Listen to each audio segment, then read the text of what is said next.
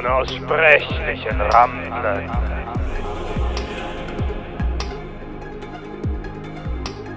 My name is Marco Visconti, and through this podcast I will invite fellow magicians, occultists, artists, and mystics to ramble along with them and my supporters on Patreon. By doing so, I hope to introduce you all to a much wider perspective on magic than what we get nowadays from occult social media, which is frankly beginning to feel very stale, repetitive, and uninspired. If you want to be part of one of the next episodes, join us on Patreon at patreon.com/Marco Visconti by pledging at the Yesod tier or above. And now, on with the unspeakable rumbles. Good evening, everyone, and welcome to episode 7 of Unaussprechlichen Ramblen. Tonight it's a different one than the usual, because when I first started this podcast experience, one of the taglines were that I wanted to interview, I wanted to have chats with people that are, doing the work, people that are really full-blown alchemists, occultists, but maybe they are not out there. They are not authors yet. You will see why I say yet, because I definitely hope that tonight's guest will publish something at some point. And what I mean is that having a different cast of people. And tonight we have Elisabeth Empyrean, which is a good friend and someone that I met in a very strange circumstance, in the sense that it was a year ago, more or less, when I was invited by Greg and Dana Newkirk, the producers and the stars of Hellier, to talk about Thelema and the ultra-terrestrial at their PhenomenaCon, which was a fantastic online conference that I really hope they're going to organize again. I think they will in the spring of 2022. Yes, we are already in 2022 time. I know it's crazy to think about it, but that's it. So anyway, they invite me and I do my bit, and then right after I start chatting with one of the people that were listening to my rambles, and that person was in fact Elisabeth. And it turns out that we had a lot in common, because Elisabeth is a real magician, right? Is somebody who has found a passion for the great work and went full-blown into it. And this is how she describes herself. I'm a full-time tattooist, artist, metalsmith, and esoteric practitioner, focusing on Solomonic ritual and alchemy. The core of my work is the creation and continued investigation of sacred objects and ritual tools, specifically centered around my own Liber Spirituum, or magic book. Through artistic expression, emotional consideration, and appreciation of the journey to craft such items and objects, I found that objects have enormous capacity to become physical anchor for alchemical transformation and footholds for spiritual forces in our world.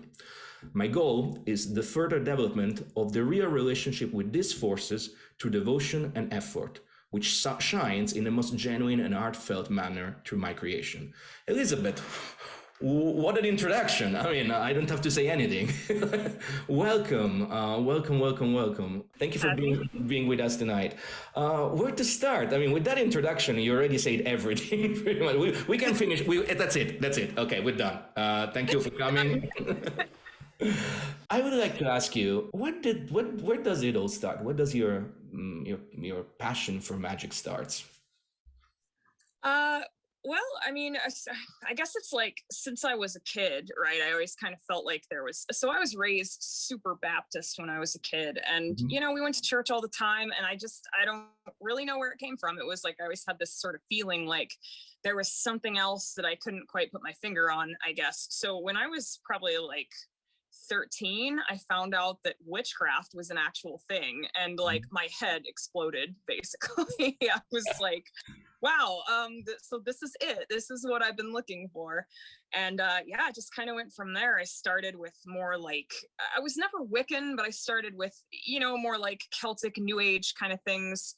At the time when I was younger, I mean, when I first started getting into this stuff, we didn't have a computer. The internet wasn't really a thing in a lot of households. We didn't have a computer. So it's there was no Googling anything. There was no you pretty much were just stuck with what you had. And which we were lucky enough that we had a really pretty good witchcraft store around that spot when I was a kid. But it kind of started with that, with kind of whatever I could find. And then as the internet became more of a thing, it was easier to find out about things like ceremonial magic and things like that.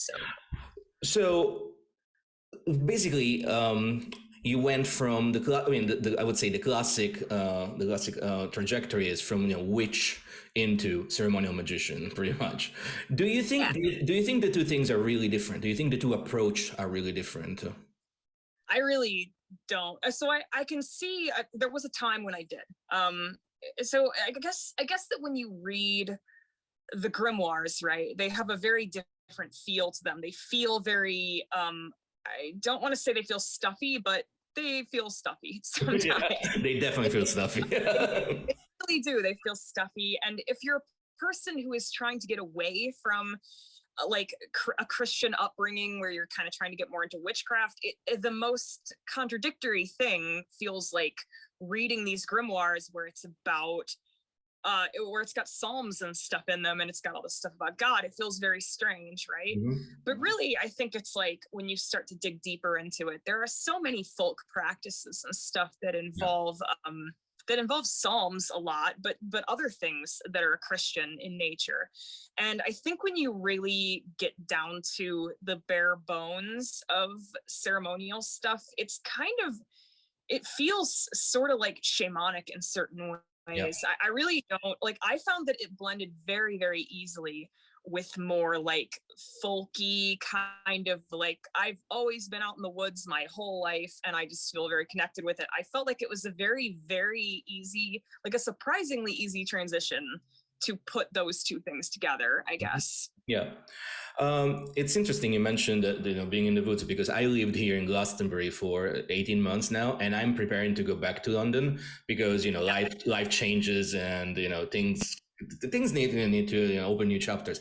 And I never felt I was never a wood person myself, right? I was born in Rome. I lived in big cities all my life. And then before moving to Glastonbury, I was in London for a decade pretty much. And I mean, we discussed it previously. So like for me, coming here was like, oh, wow, there is a new word. There is a new word that it is, as you said, it is interspersed with whatever you do in your lodge or whatever you do in your magical temple. Well, the nature is the magical temple, right? You step outside and you are immediately exposed to so many more connections. I will miss this. I mean, that's why I'm going to move in an area of London that's pretty much, it's a bit in the outskirts. There's a lot of woods around. Hopefully I will be able to keep it, right? There's immediately one question from our fellow patrons here. Melissa, she's asked, styles and practices in magic vary widely, and sometimes it feels a bit overwhelming in exploring. Can you speak a little more of your process of discernment and how you came to focus on Solomonic ritual per se? Yeah. So when I was, I don't know, probably 18 or 19 is when I started reading about all the grimoire traditions, right? Like I started expanding my horizons a bit, kind of realized that more things were out there. And even within, like, I mean, when you say it, there are a lot of different paths you can choose. Oh boy, are there a lot of different paths you can choose. And even within like ceremonial magic, there's so many different things you can pick, right? Yep. So I think really what drew me in about Solomonic magic, and particularly the Greater Key of Solomon, which is what I work with for the most part, is that like really I think it's about assessing who you are as a person and how you want to interact with magic, I guess. Like, do you want to interact with spirits? Do you want to view it as more of like a psychological thing? Like, what you also have to assess kind of what you're looking for too. Like, so for me, I already had a good job and I have a lovely home and things like that. So it really didn't appeal to me much to do something like the Lesser Key of Solomon, where it's kind of more about binding spirits to get what I would call more material desires, which there's nothing wrong with. It's just that I kind of didn't feel like I needed anything like that. So you kind of have to assess what you want out of your practice. So for me, it was that I wanted to know things. I wanted wisdom. I wanted adventure in a way. I wanted to discover things, and I wanted to research things. I wanted to be able to make things too. And that was really what led me to Solomonic magic. And I think another aspect of it that really did was that Solomonic magic is one of the few ones where you're not really presented with a list of spirits. There's no list of spirits really inside of it. There's some that are tied to certain pentacles and things, but for the most part, you're focusing on making things that sort of just influence spirits around you, almost like influencing like the genius loci, so to speak, which really appealed to me because of my interest in, you know, being in the woods a lot and stuff. It was sort of like the idea of connecting to whatever was there. But if you're a person who is interested in certain spirits, you might be more interested in a different path. So I think that really asking yourself what you need and what you want out of what you're doing is going to narrow it down a lot more, I think. Yeah, I mean, I agree with you 100%. And I mean, thank you for telling us that your focus is on the greater key. Here on Patreon, we're getting prepared to work with the Arbatel, which is, you know, Olympic spirits. And I decided to go that direction because you still have a little bit of, you know, you have a series of spirits. You have like almost like a roadmap. It's also not about just asking the spirits, just, hey, what can you get me? You know, it's more about, hey, come over and let's have a chat. Let's discuss. Let's get to know each other. You mentioned something that is absolutely spot on: building your own tools. And I guess this is going to be the focus of our chat. And for those of you who are listening this on Spotify or on YouTube, I'm sorry, you're going to miss a big part of that because Elisabeth tonight is going to show us a lot of her tools. So I would like to ask you directly. So your focus is on your book of spirits, like the Liber Spirituum. What can you tell us about it? How I know you talk to him or it, or I know it's a spirit, right? It's a living being. Tell us everything. So really, one of the reasons why I made the Liber Spirituum is really the reason why I got into the Greater Key of Solomon. So another reason behind it was that my initial idea was that I said to myself, okay, I do a lot of drawing, I do a lot of metalworking, particularly though I do a lot of drawing. So I said to myself, I would really like, I've tried in the past to make drawings that are like magical drawings, I guess, like that actually, like I draw something and it comes to life, right? Like it happens in the material world. And so I've tried to do that before, and I don't know if I've ever really thought that it quite worked.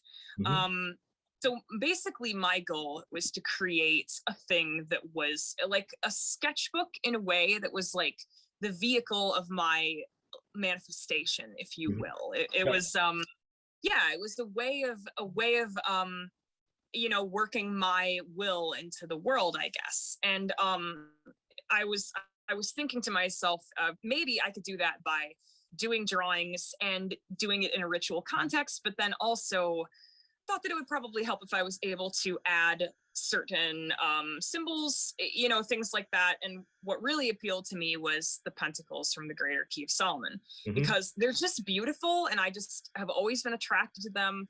And I just thought that they would blend really well with my artistic style. And so that was why I chose that in particular, and why I chose like a book, I guess, if you will, as my main item in my practice. And it worked a little better than I anticipated. Yeah, you can say that. It is almost, I don't want to say that I fear it, because I don't fear it necessarily, but it's like, it is an item that I have an intense amount of reverence for, because I don't want to say I don't have control over it, but I kind of don't. Like, weird things just happen. It's not, and so I have to be careful with what I do with it. Did you ask the book if he can be on this tonight? No, I did. We're not gonna all get hexed by the book, right? No, that is where we're at with this book. I capitalize the word book every time I talk about it, because it is like a proper noun. And like, it does seem to have a mind of its own. And like, I know how all this sounds, really I do, but it is a strange object. No, I mean, I would like to say it doesn't sound strange at all. Everybody who should engage with magic really should accept the idea that magic works because we interact and intersperse ourselves with the spirit world. I mean, we will have to discuss a little bit later on, the spirit model, the psychological model, but I mean, it's pretty clear that there are other intelligences out there, and magic can bring these intelligences into our magical tools. That's what humanity has been doing it since the dawn of time. So, can we see the book? Yeah, sure. So it's like, I know that, this is the book. It has never been on film, so here we go. It is wrapped in consecrated silk. I try to do everything as close to what it says in the Greater Key of Solomon. So the one that I have, let me get it out here. There are many different versions. There are many different keys of Solomon, I guess, if you will. So the specific one that I use is the one that Mathers made in the first place. This is Joseph Peterson's translation of it. Yeah, which is the best one, by the way. It's really good. Yeah, absolutely. It's amazing. Yeah, it's really good. And so this is the one that I'm working on. The thing is that you kind of have to specify sometimes, because other ones will tell you different ways of doing things. Like, for instance, this one tells you to do everything during the day an hour of Mercury, whereas other versions will tell you to do them during different planetary hours, things like that. So you kind of have to specify what you're doing and why, because otherwise sometimes people are like, well, why did you make a Jupiter pentacle in the day an hour of Mercury? Well, it's because this is the one that I'm working with. So, like, it seems a little counterintuitive, but that's just the version that I know. I'm going to interrupt you for a second before the reveal. You just mentioned something that immediately popped into my head, and it's like you're doing these specific works at the right planetary hour, the right day. Do you think that is important? And do you think the discipline, needed to do all those things are important? Or, as usual, as often we hear in this day and age, especially coming from chaos magic, no, just do it. It's going to be fine. But as long as you put your intent against it. What's your take on that? So I don't want to say that it's not important, because I think it is very important. I just don't think it's necessarily important for the reasons that people might think it is. So, like, in my opinion, I think that magical timing and things like that, sort of like every bit of magical timing and like thing, like, so, if you're trying to do something like a Jupiter pentacle, like I said before, the more Jupiterian things you add in there, like you can add in magical timing, you can add in certain incense, you can add in other things. All of those things serve to kind of further connect you, like they up your chances of doing a good job, right? But really the focus on it is within you. However, what I will say that is something I encountered with this sort of magical timing and stuff, and these very specific things, and you don't understand it until you're actually doing it. So you read these grimoires, right? And they say something totally absurd, like, I think it's for like the Solomonic wand, you're supposed to find a hazel tree that's a year old or less, and it's never had hazelnuts grow on it, and you have to get up at Wednesday during the break of dawn, and you have to cut it down in a single stroke, and you're reading it and you're thinking, why the hell would I need to do, like, what? And that's why people get discouraged, I think, is because they read these things and they're like, this is just saying this for the sake of saying it, and there's no reason for it. But this is what I will say, and what I've experienced through it, is that if you're willing to actually go through and jump through all the hoops that are in these books, I do think you acquire the respect of certain entities. There's that side of it. But on the other side, it is impossible to spend all this time figuring out, like mapping out what day you can do this, finding the right hazel tree, doing all these things. Once you get to the point where it's daybreak on a Wednesday and you're there with a knife and you're about to cut this thing down in one single stroke, you can't deny the gravity that has led to that moment. Yeah, absolutely. Like, it is undeniable. And I I think that that is like really what makes these things powerful, is all of the things and all the considerations and all the waiting and all the passion and these are the things that make sacred objects into sacred objects, I think. And the timing aspect is maybe important. I think it is in its own way, but really the most important thing is you and the effect that it has on you and your bond with this object. In a way, I think that these objects are powerful because there's a story that leads to them. Yes, you know, absolutely. they have all this behind them and all this between you once that moment comes. So I mean, absolutely. I mean, thank you for saying it beautifully. So for all of you listening, don't be lazy. That's the reality of that. There's a discipline. There's a discipline in doing this work, and it's a journey, and it's the journey that makes it magical. Back to the real star of the night. Yeah, the real star of the night is the book. So, as I was saying, it is wrapped in consecrated silk. It's silk, basically raw silk that you have to say some psalms over it. You have to draw some symbols on it. It has to be done during a certain day and time. I feel like I've done this so many times at this point. It's almost like a couple of years ago, I started consecrating silk and paper, and I just never really stopped. I just keep doing it. So there are certain objects you just find yourself making over and over again. But this is the book. I made it by hand completely. I don't necessarily think you have to make everything by hand, but if you're able to, I think it helps because it ended up being a really personal item to me. And it's just really special. I was able to incorporate a lot of things in. It's got the raised spine, right? Lovely. Let's butter the book up before we open it. So the inside has yeah. So this for those of you who cannot see this, well, there are ways to see this. I guess we'll discuss it later on Elisabeth's social media. But wow, okay. So it has this is the, I don't exactly know what it's called. I've heard a few different things. The Grand Supreme Pentacle of Solomon is what I've heard. But basically, in the Mathers edition of the Key of Solomon, it says that this is the thing that adorns the front cover. So that was my inspiration behind it. But over here, we have the little path through the woods that I took all the time. And this is where it's interesting, is because there's a little deer, there's all these little things, right? And all these things started playing into my magical journey. So it's just, and it continues. So this is the front end paper. If I may ask, is there an apple on a tree stump? Yeah, so that's it's the one we discussed over a year ago. Then I used to. So I leave offerings in. There's a woods near my house that I really fell in love with. It's very small, and but it's really nice. And there's just something about it, and it's right by my house. And I go back there, and I would leave offerings to the spirits back there a lot of the time, and just kind of talk to them, and strange things have definitely happened back there, but this was a depiction of my little apple that I leave out in the woods. And then we have it leading up to my porch, which has these little pedestals. And then, as all good end papers do, it continues on the other side. So we have me here leaving the offerings that I do to the household spirits, and got my little piece of bread here. And we've got all these spirits here that I've drawn that are kind of interested. And then over here, this is the second pentacle of Mercury, which I really like.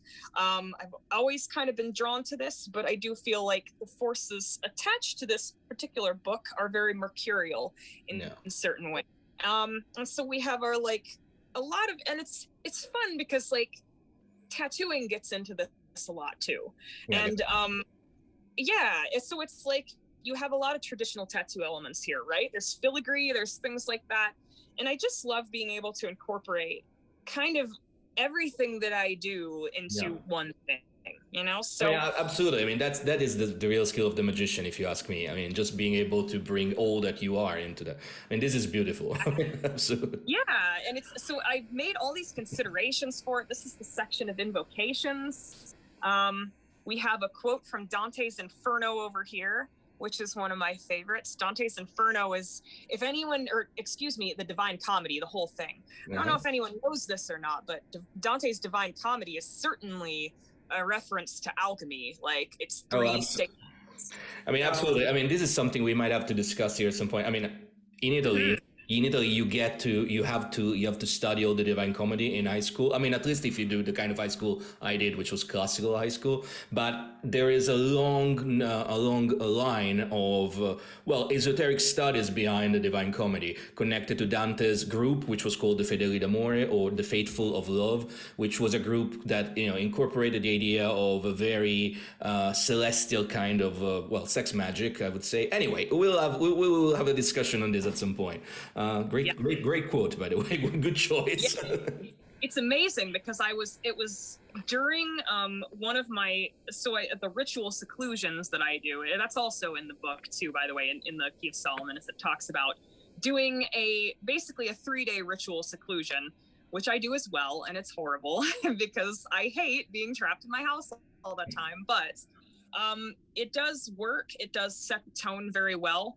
And during my seclusion, the one time I was reading the Divine Comedy for lack of anything better to do, and I found this quote about like a book as a metaphor for the universe, and I was like, holy shit, that's my book. That is the book right here. So yeah, there's and then we get into things where it's like the actual, there are certain things that I can't show you in here, but we have other things like the pentacles themselves. Oops. Okay. We've got pieces that are falling out. That is, hold on. Let me put these back. There are spirits coming out of the book already. I can see that. They are coming out and I don't, goodness. Okay, guys, we get it. Hold on. Let me put it back here. So try to show this without it falling apart. But the first pentacle of the sun is what this one is, and it's sort of my own little iteration, and it opens up, which is kind of fun, right? So this is me, of course, and then we have sort of like the interior of my mind, which is the holy guardian angel here, and then we have the philosopher's stone on the other side. So a lot of things in this book are like this, where I try to incorporate as much, I don't know, it's like it's not purely the Greater Key of Solomon. It's like mixed in with stuff from a Brahmalin, where you have the Holy Guardian Angel, but then it's mixed in with alchemy. But it's like these things all are kind of saying a lot of similar stuff. So it feels natural to put them together to me. So I mean, if you think about it, that's how grimoires originally came to be, right? They were like they were like the workbooks of magicians, and then they became like you're doing right now. I have to ask you, I mean, thank you for showing some parts of it, and of course I understand that I mean, this is even more than I hoped for. and of course this is a public thing. Sorry, this is a private thing. This is like your phylactery, if you want, right? Do you think, have you ever considered at some point maybe to publish some part of it to inspire others? Yeah, I've definitely thought about it, and the thing is that the vibe, I guess, if you will, that I get from the stuff that I do is that these entities would not mind that. I don't think that they're intensely private or anything like that. Obviously, some of the things that I put inside of it are private to me, but that's really the only reason why I don't show them, is not because it doesn't seem to me as if the spirits are like, no, this is secret. You know, I think that there is, in the sense of a lot of spirits and entities, I feel like there is a sense that maybe they do have something they want to show the world, right? And and maybe that's what attracts them to us in the first place, you know, like maybe they see it as like, well, here's a person who can do this. So I would definitely like to do some things relating to that. I would like to, you know what, let me get out the other part of this, because there is a little there is another thing that is like, I do it in tandem with the book, and that is my little Solomonic field notebook is what I call it. And it's called that because it's a travel version, basically. So I was like, what do I do if I'm outside and I want to do a ritual and I want to have these spirits with me, but I'm not going to bring the book in consecrated silk out to the woods? Like, how dare I, you know? So the answer is that I have this little tiny one that has also has consecrated silk in it, and it's got the pentacles in it too. So this is a Saturn pentacle here. Oh wow. Black on black. It's like a glossy black on top of regular black. And yeah, so these are kind of these are kind of like another aspect of what I do. This is a Venus pentacle. I don't remember which one. Maybe it's the first one. Some of them are not the same numbers. So, do you think that you are creating your own grimoire pretty much? You're creating your own grammar of magic by doing these things, right? Yeah, and so these things, I have posted them on social media, and I really thought that I was gonna get yelled at because they're not. I mean, they're attractive, I think, right? But like, they're not totally traditional. Like, okay, this is the Mars one, right? I mean, that's arguably more pink than it is red, right? But so but if it works for you, I mean, that's what magic, right? I mean, when something that I often say, like once you reach the moment of knowledge and conversation, I mean, that's when you know what to do, and it can be completely different from what I do, and it should be completely different from what each person do.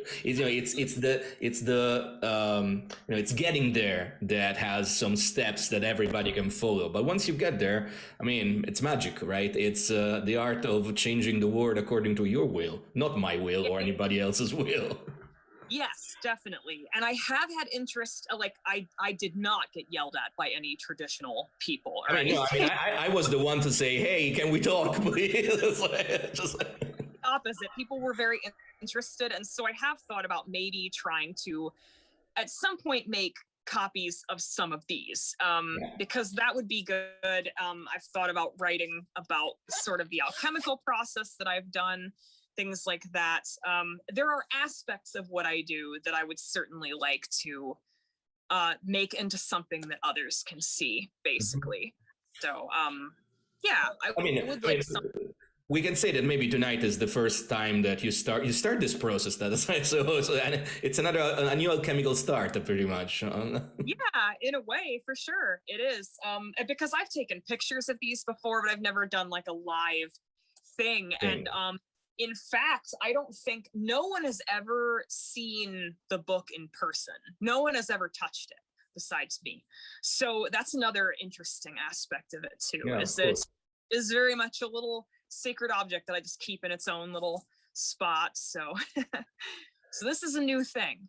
Well, thank you so much for showing this beauty, pure beauty. Yeah. And again, for those of you listening, some of this can be seen on Elisabeth's social media, and it will be in the show notes. So don't worry about that. You'll be able to get a glimpse of beauty as we have tonight. I want to ask you. You mentioned alchemy, and I mean, I know from our chats in private that I mean, alchemy is a very important thing, as it is for me. What can you tell us about your alchemical process? How did you change from the moment you started this practice, the moment you were called to bring together the book and you got in touch with the spirits, and how this led you to, complete the journey pretty much? Well, I think that it's helped me in many different ways. I don't want to say that alchemy is just like self-help, because there are people who treat it that way. And I mean, like, it kind of is. It's not self-help. It is self-transformation, but in a way that will absolutely rock you. Like, if you have cold feet, don't do it. Just like, it's not gonna be fun. It's not gonna be nice, but it will do something.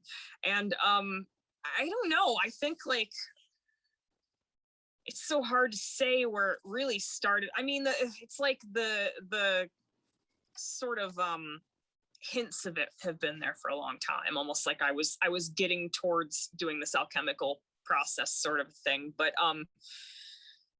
I guess it really didn't start until I officially decided to. And the way that I did that was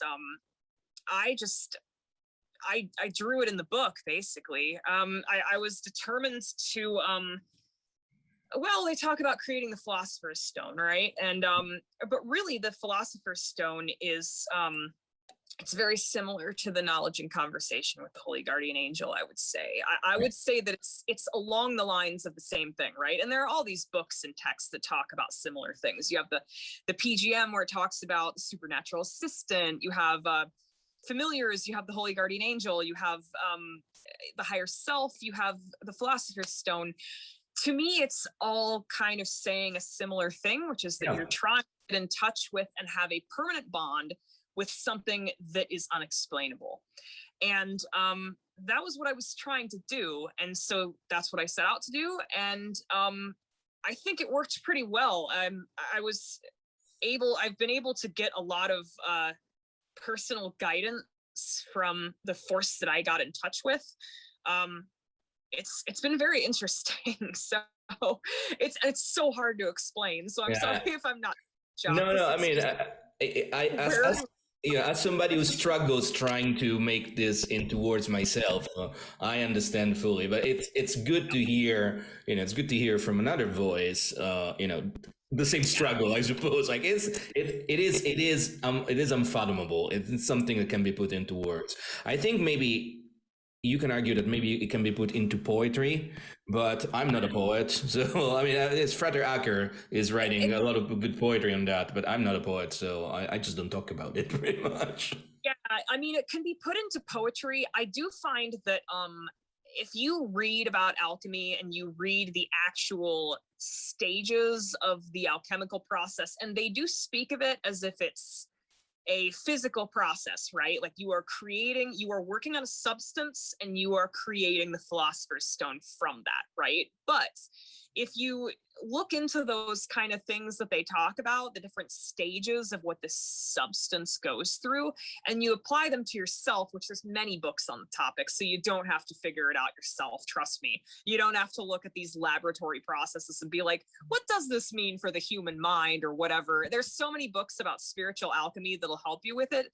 but it really is true that if you can follow those things, it will give you a pretty good guideline. It's like a map, basically, and you can kind of follow those ideas. You start with kind of facing a lot of things in your life that are hard to face. You start with getting rid of things that don't belong in your personality. You start with burning away all the unnecessary stuff in your life, and it's hard to look at these things. It's very hard, and start these processes, you'll end up losing things that you probably didn't want to lose. But then when you get to the end of it, you kind of realize that you maybe didn't ever really know what you wanted in the first place. Yeah, absolutely. And I think that's really what it leads you to, is that.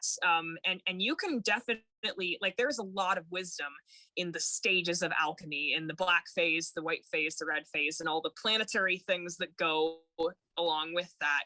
There's a lot of wisdom for yourself that you can find in there. And if you kind of follow those steps in sort of an intuitive way, you can get pretty far.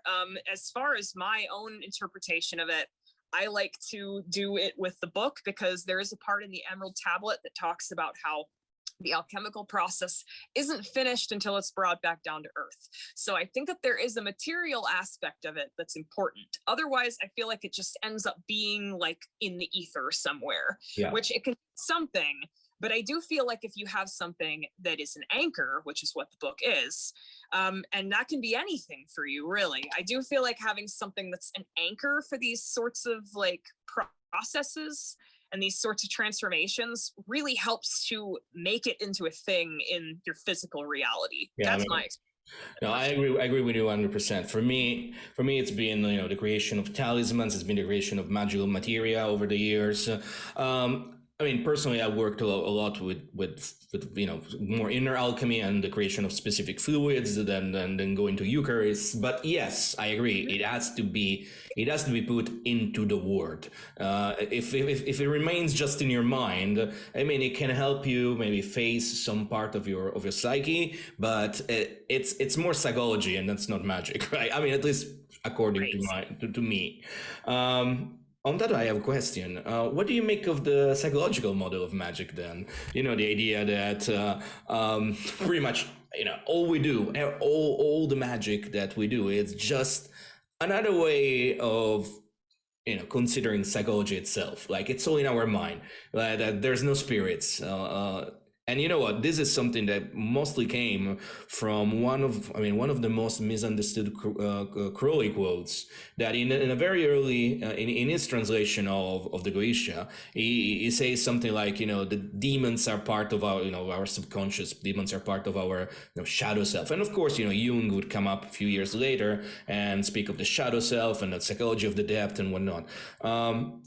Over the years, I felt, I mean, I started looking at that when I was very young, when I was like in my late teens. And then, so many years later, 30 years later, I think that psychological model, it's a good idea, but it's not like that, because there are spirits out there and those spirits exist whether we want them or not.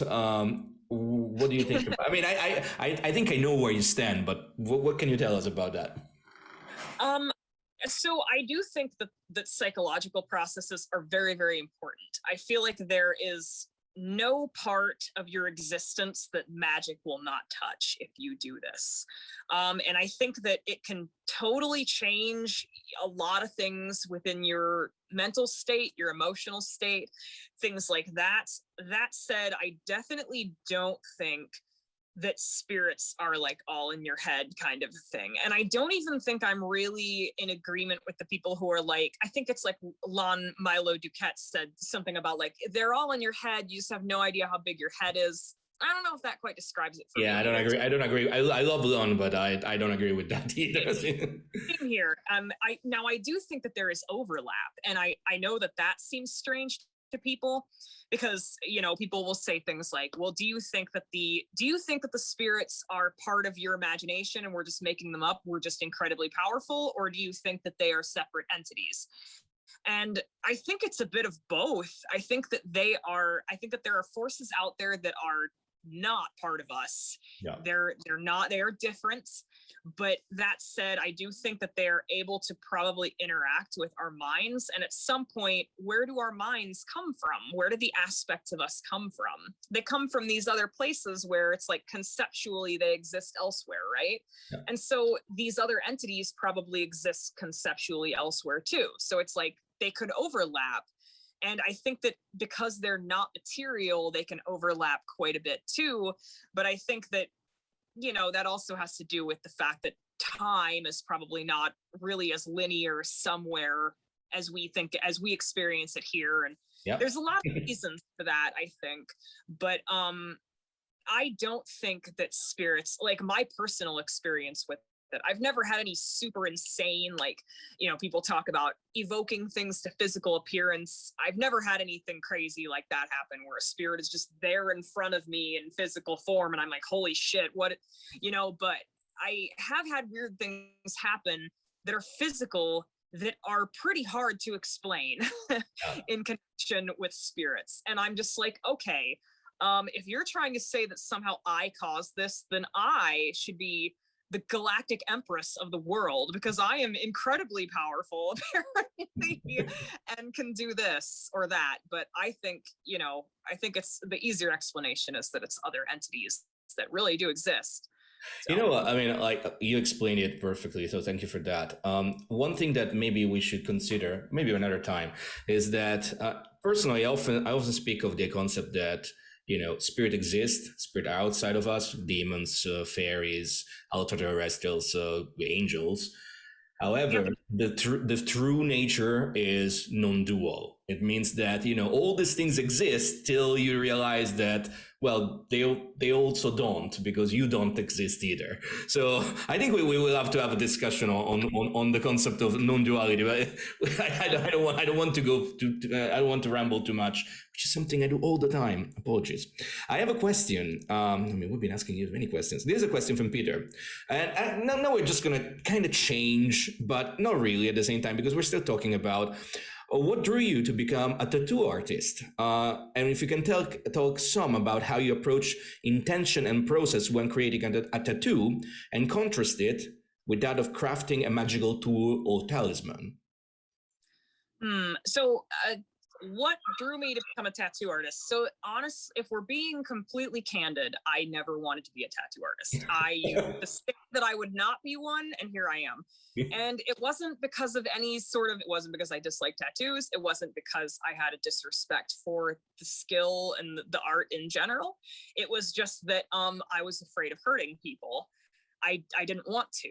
And, because that's a lot of responsibility when you really think about it. And really, I don't know if I link tattooing to magic as far as the designs and the tools go, but I will say that as far as the process goes and the way that I feel about both, They're very similar. And I feel like the way that they changed was very similar because as a tattoo artist, you are really taking on a lot of responsibility, right? I mean, and there is something very ritualistic about tattooing someone. There's the pain, there's the emotion often that drives people to get these tattoos. I mean, sometimes people just get them because they look cool, but more often than not, like a good 80% of the time, I would say at least, it's because there's some sort of reason. It means something to them for some reason. It's often because of someone who they love that isn't here anymore. And that is such a, I don't want to say it's a heavy burden to bear, because at this point I am happy to carry it. It's like, it gives me an immense amount of pride, really, to be able to carry that. Yes. I guess really it's that I didn't want to be a tattoo artist because I didn't want to hurt people. And now I kind of view it as like, I'm the best person to do that because I don't want to hurt you. And it means that I'm going to be careful with you. And that's the way that I see the spirit world as well. It's like, I don't want to abuse any other entity, and I don't want to abuse power, and I don't want to ask for more things than I really need. And I think because of that, I feel that that I'm the person who should be able to have those things, maybe, or should be able to approach these kinds of entities, because I don't want to do anything to harm them, I guess. Yeah. I'm trying to be careful, and I really do care. And that's the way that it is with people, with tattooing, and that is the way that it is with ritual stuff too. And there's so many other things too. There's, there's blood sacrifice in both sometimes, right? I mean, I was going to ask you, how do you factor the bloodletting part of it? Because there's definitely power in there, right? I also like the fact that you mentioned this idea of not hurting the person who gets a tattoo as much as you don't want to hurt a spirit, which is something that if you think about it, it's just a big contrast with the way many grimoires are written, right? If you look at most of the Solomonic stuff, it's all about, I conjure thee by the name of God, and if you don't come here, you're gonna suffer. And when I first started, when I was young and stupid, I did the 72 demons of the Goetia on 72 weeks. That wasn't a good idea, but it was intense. And I remember how it started, like it is, like, if you don't come here, bad things are gonna happen to you. You're gonna end up in the brazen vessel. You're gonna be smothered in flame. And then as I was going forward, I was like, actually, if I ask them nicely, they just come and they just want to be there, right? As opposed to, there's a thing that Jake Stratton Kent said in one of his books that was basically saying that the same entities that are in the Lesser Key, where it talks about setting their sigils on fire and putting them in the brazen vessel and torturing them, essentially, the same entities are listed in other books where they talk about them basically bestowing gifts freely on their actual devotees. And that was something that really stuck with me. And that's why in the book, there's the little end paper where it shows me with the piece of bread and stuff, right? And the apple on the tree, is because I didn't want to try to coerce any sort of entities into anything. I wanted them to want to help me. Like, I wanted them to think that I was good. And I I went into it not knowing if it would work, because we don't know if spirits give a shit about that, Yeah, like, what they care about. But it was something that I wanted to try, because it was important to me to not go into it just like acting like I was, being shit and like abusing things to get my way, because I just don't like that. That doesn't work for me. There's one book called The Excellent Book of the Arte of Magic, which I think was by Hockley. I don't remember the name, but it's been translated recently by Cummings and Lagarde. And it's on Scarlet Imprint. I mean, this guy, the guy who wrote it, it's literally like the piece of shit. Like he was a slaver, he was a terrible person, and you can see like how his magic is all about, no, the spirits need to do my bidding, and that's not a good idea. I mean, my experience is that you can definitely get so much more if you treat them as welcome guests. I mean, if you think about it, in the Liber Spirituum, which is the one, one of these many grimoires of old, it's at first, at the end, it speaks of Oberon, right? An Oberon on a court of fairy, because those are spirits as well. And you don't want to fuck with the fairies, pretty much. You just want to invite them and be nice to them, because if not, they will fuck with you, pretty much. Yeah. Like, would you try to coerce someone into helping you with a gun? Or like, do you think you'd have better luck just asking one of your friends who actually cares about you? Like that's a good comparison too. So I do think that one of the reasons this discourse, we can have this discourse now is of course, from a Thelemic standpoint, we moved into a new eon, right? And leaving behind the patriarchal structures of, I'm in charge and everybody has to do my bidding pretty much. I mean, I would say that approach, it's something that for me, it plays a role in evocation. It plays a role to be firm on, to be convinced of your magic, to believe in your magic and believe in you're able to do it. But there's also like something's gotta give in a way, and you have to get to a point where there must be a conversation. I mean, that's called the knowledge and conversation with the Holy Guardian Angel, and that is the final step for me, which opens then every other step, as you mentioned before. Another question from Sammy. She asks, since you're a metalsmith, and she's very curious about what is your setup, because she's looking into working with metal clay, and she's sure that your setup is much more sophisticated. So what would you recommend for a beginner? I don't know if my setup really is all that sophisticated, to be honest. So as far as metal clay, I have a friend who worked with it in college. There are some technicalities with it. I didn't actually work with it. I will say that metal clay is something that there's a few ways to do it. I know that there are metal clay kilns, which are maybe expensive, but maybe there's more cheap options out there. I think you can do metal clay with torches too, but I'm not sure. You might have to have a special enclosure to keep the heat in. However, I have heard recently that there's a microwave like kiln thing for metal clay that you can buy. Now, I don't know what kind of metal it's for. I don't know if it's for like tin and aluminum and pewter they all melt pretty easily. Yeah. So that, but silver is also pretty, like it melts much more readily than something like copper or bronze or something. So it might work for that. That might be something to look into. I will say that where I started was in college, they had us start by just like cutting out like literally using sheet metal and just cutting things out and getting used to that. We then moved on to joining things together in like it's called cold joining because it doesn't require a torch or anything. You don't have to solder anything. It's literally just getting it's riveting things together. So probably the easiest way to explain it is like, you have two pieces of metal and you drill a hole through both, and then you get some sort of a wire that fits really, or you can use a tube also that fits really well in there, and you just kind of use a hammer to dome the sides out on either side, and it will hold it together. There's cold connections, then you can get into things like soldering, which soldering is really easy to do. Maybe it's not easy to do, but it's easy to practice because I'm completely unable to do anything like that, right? I mean, you give me like something. I burned. Let's not go there. Let's not go there. It's easy to practice, I'll say. It's easy to practice, and then you can get good at it because you can get metals and things that are pretty forgiving and very hard to melt. Like copper is very hard to melt, stuff like that. It's very cheap.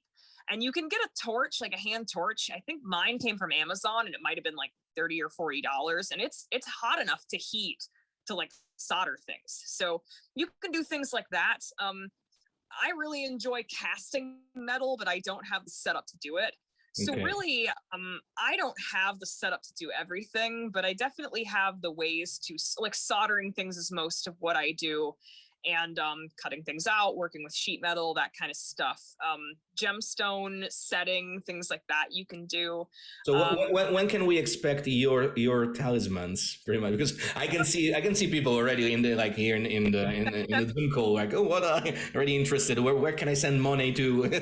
So are you going to create something like that? I would like to do something. So I made the first pentacle of the sun. It's in the book, of course. I showed you the one that folds out and everything, but there is a metal version of it. I don't have it with me at the moment. There is a metal version. I have pictures of it that are posted somewhere, but it is kind of time consuming to make those. After I made it, basically, I had somebody approach me and asked if I would be interested in making them to sell on their website. And I kind of had to tell them that, unfortunately, with the way that I do things, because I don't just sit down one day and like engrave a talisman and then it's like, oh, it's done. Like for me, it's I have to make it during a certain hour and day. I have to you know, do the whole do the magic about it. Yeah, exactly. I do the whole 3-day seclusion to like activate it. So it's like conceivably I could make a bunch beforehand and then do the ritual thing to activate all of them at the same time, which would be smart.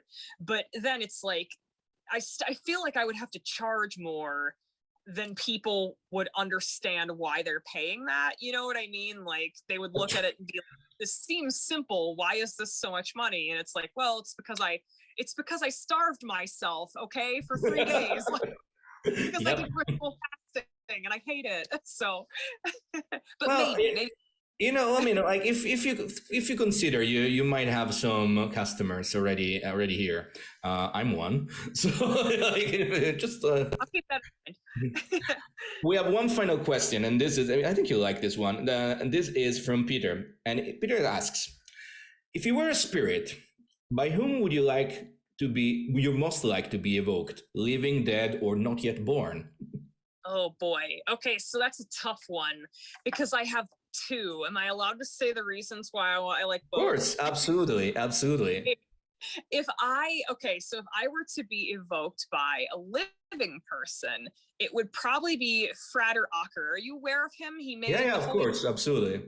So I idolize him because he just has I've read a lot of his books, and it's the only time that I've ever read an author's books and thought to myself, like, this guy, I feel like he sees this the same way that I do. Like he talks about the same things that I talk about, where it's like about forming relationship with spirits and like the importance of integrity and stuff, which is like the whole entire point of Rosicrucian magic. That's one of his recent ones and probably my favorite one that he's written. And I just think that he and I probably have similar like emotional connections to do. And so I really appreciate him a lot. I just think he's just like a really standout like magician to me. The other one that I would choose is John Dee. And I know that sounds basic, but hear me out. So I don't know if I've ever told you this, Marco, but my mom's side of the family, the one that's from Shropshire, I know I've told you that part. Yeah. But we're originally descended from Sir William Cecil, who was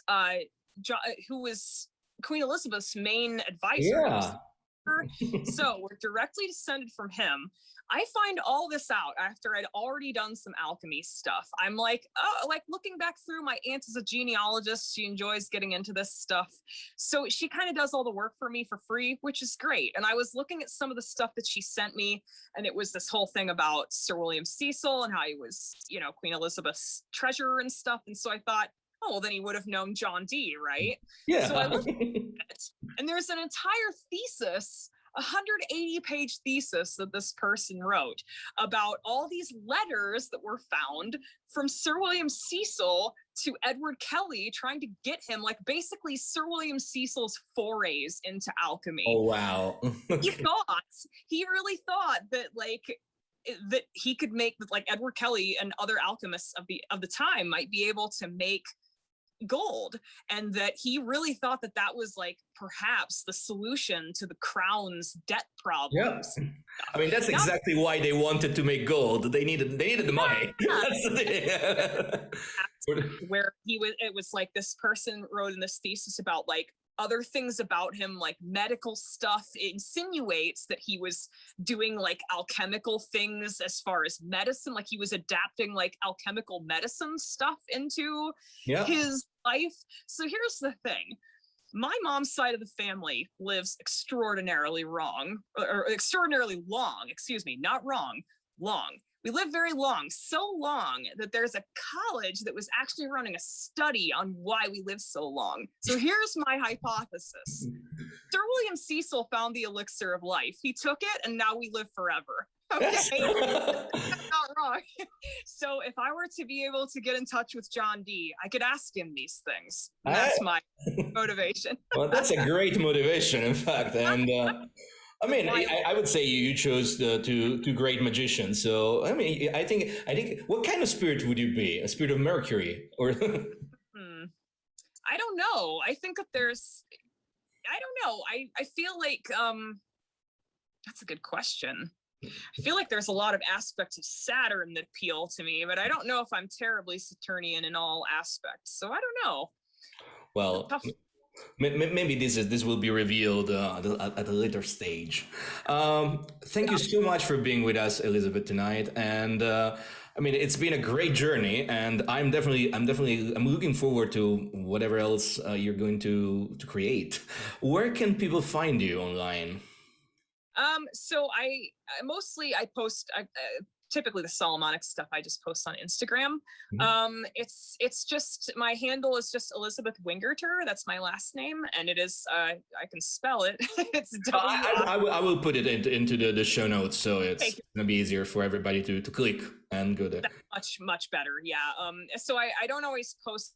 I post a lot of tattoo work on there in my regular posts, but I do have, if you go to my profile, I have all these little story highlights where it's basically the entire Solomonic process that I've done from beginning to end. Well, and forthgoing, let's say, from the beginning to now. So I mean, those were the ones I remember, like when we started talking a year ago. I think you sent me, oh, this is what I do.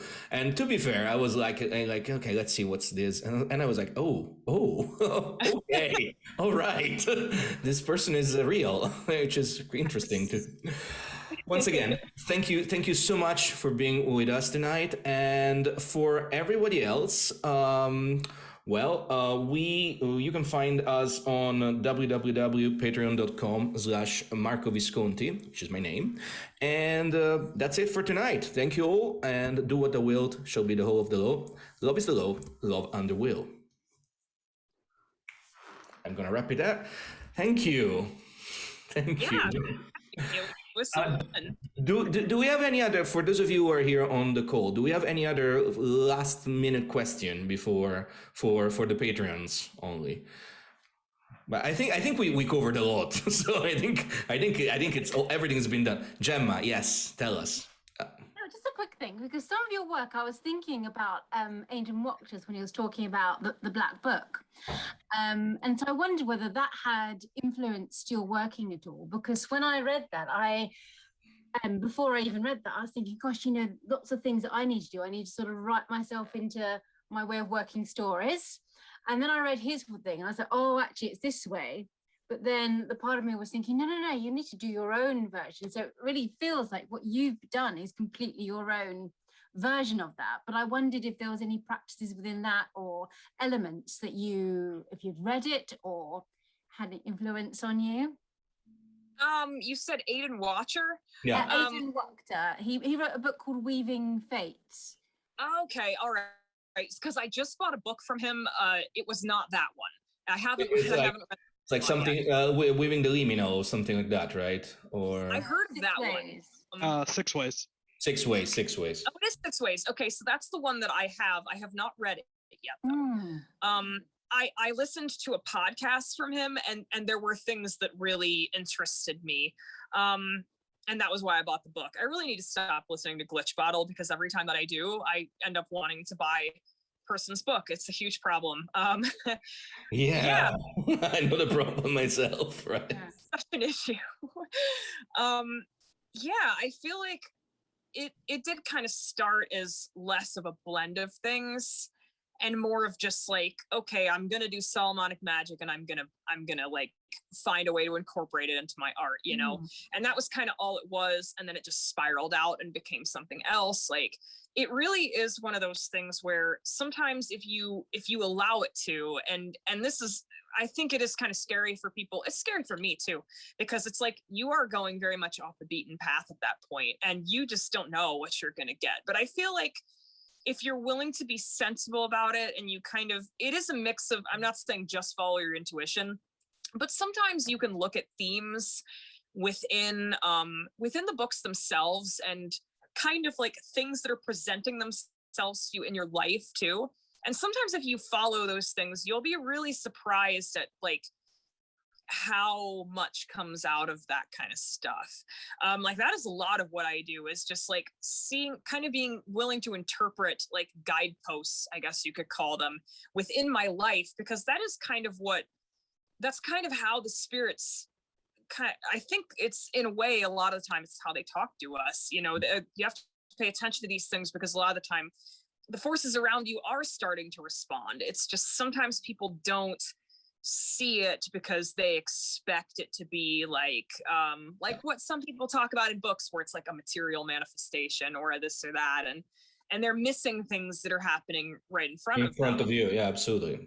Yeah, so a lot of it is being willing to interpret those things, and that is really, I think, how I got to the point where it's like the book and what I do is such a blend of things, is just really because I followed the different threads where they led and kind of tied them together, and was like, okay, this is a hodgepodge, and I don't know how to explain it to people quite, but it's something, and it's something different, but it does work. So I mean, you explain it beautifully tonight, and I think I mean, the takeaway from tonight, I would like all of you, you know, here in the Patreon, this is what magic is, right? It's, yes, you start from books, you start reading, and to start doing what other people did, or listen to what other people, you always listen to what I do, you listen to what Elisabeth's been doing. At the end of the day, what matters is what you do. And what you do comes from an instruction from the divine, the spiritual world, whatever you want to call it, right? Elisabeth, I didn't ask you about earlier, but maybe we're gonna have another discussion another time, because I think we need to do more of this. All right. Thank you all for coming. Thank you once again, Elisabeth. It's been fantastic. Thank you all for coming. Good night for now, or good day for you in the States, and I will see you soon. Bye bye.